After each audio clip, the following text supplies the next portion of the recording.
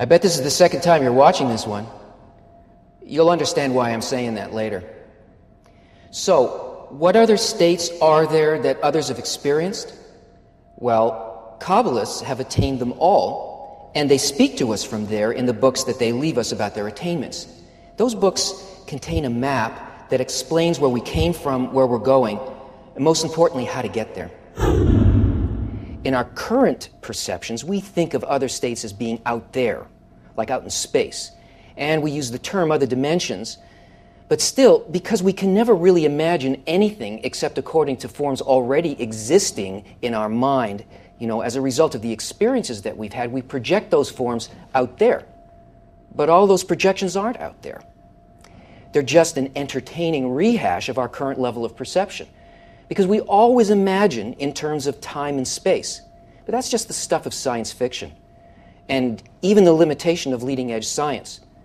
Quantum physicists already admit openly that they can only describe the boundary of human perception, but they can't penetrate it or escape it. So what other way is there to experience? What do other higher dimensions really mean? Which way's up? Which way's out? Take a look at this thing. You ever seen one of these before? If you haven't, then you should really get out more. If you've never seen one of these things and it looks to you like a random spattering of marks, maybe there's a pattern, but if there is, it's completely abstract, right? Actually, it's not abstract at all. Every mark in the pattern serves a purpose, and the purpose can't be achieved without it. This is a 3D image, and it's encoded into 2 dimensions. And if you use your sense of sight the way that you normally do, you won't be able to see the 3D picture. But there's a method.